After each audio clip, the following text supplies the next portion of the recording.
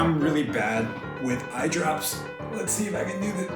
Hey folks, today we're going to be giving a review of Drops, a language learning app that helps you build vocabulary with spaced repetition and beautiful illustrations. Oh yeah. Now, my goal today is to help you guys decide for yourselves whether or not Drops is a language learning app for you and whether or not you can actually learn a language with Drops. The structure of today's review is as follows. First, I'm going to give you guys a general overview of the app. We're going to talk about what are the features of Drops and what it has to offer. Then I'm going to give you guys a walkthrough of Drops with Cantonese because I'm currently learning Cantonese and seeing whether or not Drops can help people learn Cantonese. Finally, I'm going to go over my opinion on the app. We're going to talk about my honest thoughts on whether or not Drops is a useful language learning app.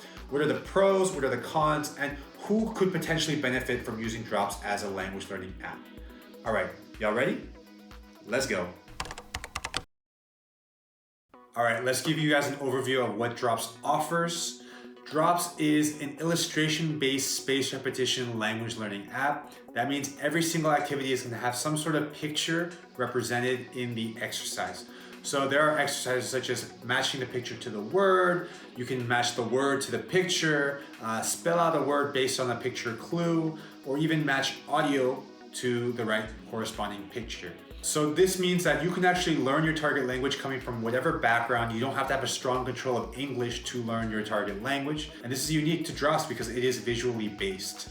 As of today, Drops is available in more than 45 different languages, and what stands out about Drops is that it offers languages that are less commonly available in other sort of resources and language learning apps such as Duolingo. For me, what caught my attention with Drops was that it offered Cantonese, which is a less commonly offered language on a lot of different resources out there on the internet.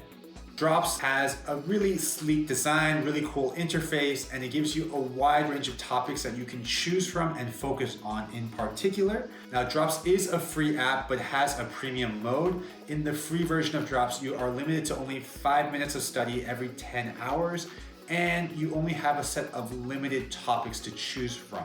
Drops is available on both iOS and Android, but it is only available on mobile, so there is no desktop version of Drops. All right, so let's go through a little bit of a walkthrough of Drops. I'm going to be using Cantonese because that's a language that I'm currently learning. And with Drops, as you can see, you can pick a topic, and then when you go into your topic, you start your learning session and the timer goes off. You're going to be given words, and you can decide whether or not you know the word, which you can swipe up so that you won't see the word again, or you can swipe down to actually try to learn the word. They're going to give you a different set of exercises for every single vocabulary word, so you can maybe get the text and try to match it with the picture. Maybe you get the picture and you need to match it with the text. There are some exercises such as spelling out the word when you give a picture as a hint, and even they can give you an audio and you try to match the audio with the right picture. 你幾時生日? What is interesting about Cantonese is that Drops has a variety of settings. You can also choose to show just the romanization, which is Yupeng in this case. You can also just choose to use the characters, or you can even use a mixed mode where Drops the app will recommend you to practice in Yupeng or Cantonese depending on the exercise itself. So if you are a complete beginner in Cantonese, this app can be really useful for you because there's a very limited set of resources out there for Cantonese. Drops is available for you. If you don't know Chinese characters, you can take a look at this app and try to learn based on the Yupeng and the pictures. All right, let's go ahead and see this app in action here. I'm choosing a slightly more challenging topic.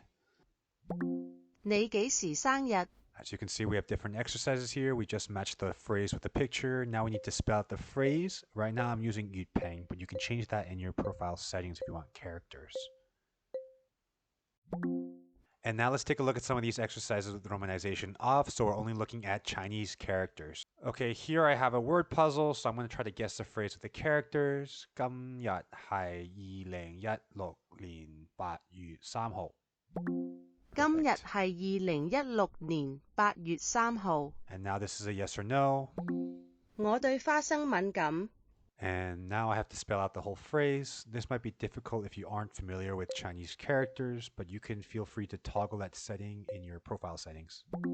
今日係2016年8月3號. All right, let's take a look at some of the pros and cons of Drops as a language learning app. The first pro I have is Drops has a very sleek interface and a beautiful design. It's very easy to use, and the illustrations are very pleasing to the eye. Next, Drops is also really good for complete beginners. So if you're starting from nowhere, starting from zero, and you have no reference to the language, right away you can start learning vocabulary in your new target language because you're looking at pictures and matching them with words. It is also useful for those of you learning a new writing system. So maybe you're an English native speaker and learning Thai or Chinese, then you can start getting familiarized with the new writing system with Drops. Also, Drops offers more than 45 languages, and it even features some languages such as Cantonese that are not as commonly available in other alternatives such as Duolingo. The next pro is that Drops has a free mode available, and you can get a lot done with just this free mode.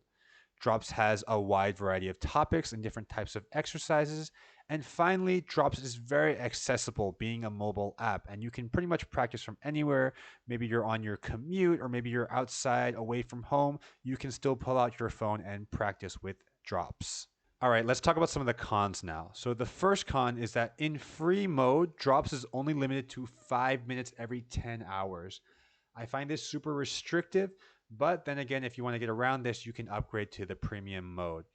And if you still want to stay in free mode, well, some people still can do a little bit of learning every day and build their routine. And so Drops can be useful for routine building and getting familiarized with your target language. The next con that I have is the flashcard style of learning is not for everybody. I personally do not like learning with flashcards. I prefer to learn in context and in actual content. But there are those of you that learn well with flashcards and spaced repetition. And if so, then Drops can be for you. This next con is a little bit more of a personal opinion, but I just find it a little bit boring. The app just really cannot keep my attention for long periods of study. My final con for today is that Drops is really only useful for beginners, in my opinion. I think once you reach the intermediate or advanced level, there are much better avenues to study your target language. But if you are a complete beginner, then I can see some value in using Drops and getting started on your language learning journey. So let's wrap up these pros and cons and talk about who I think Drops is useful for. I think Drops is great for people who are learning a less common available language. And also it is great for complete beginners who want to start building up their foundation of vocabulary in their target language. Also, it is great for those of you who like to learn with spaced repetition and with flashcards. Now, this depends on your study style. It is not my personal study style, but I do understand that some people learn well with flashcards. So, will I use Drops to learn languages? I personally don't think I will continue using Drops to learn Cantonese because I'm already at an intermediate level. But if I were a complete beginner in Cantonese, I can see Drops being useful because there are just not a lot of other apps out there for you. Closemaster, I think, is better for intermediate learners. Duolingo is only available from Mandarin to Cantonese, so Drops is probably one of the only apps out there to learn Cantonese as a beginner. So that's who I'd recommend it to. If I would use Drops in the future, maybe if I'm learning a new language from scratch, and I'm not familiar with the writing system, I think I would use Drops. So if I'm going to learn Thai or Korean, I think I might use Drops to familiarize myself with the writing system. So that's my honest opinion. Obviously, everyone has different language learning styles. So if you do learn well with flashcards and spaced repetitions, then Drops can be for you because they have these full-on databases for these languages and they have these built-out flashcards and a really sleek design. So depending on your learning style, maybe Drops is for you, maybe it's not. Give it a try and let me know below in the comments whether or not you think Drops is useful for you. Give this video a like if you have learned something new, and I will see you all next time. Bye-bye.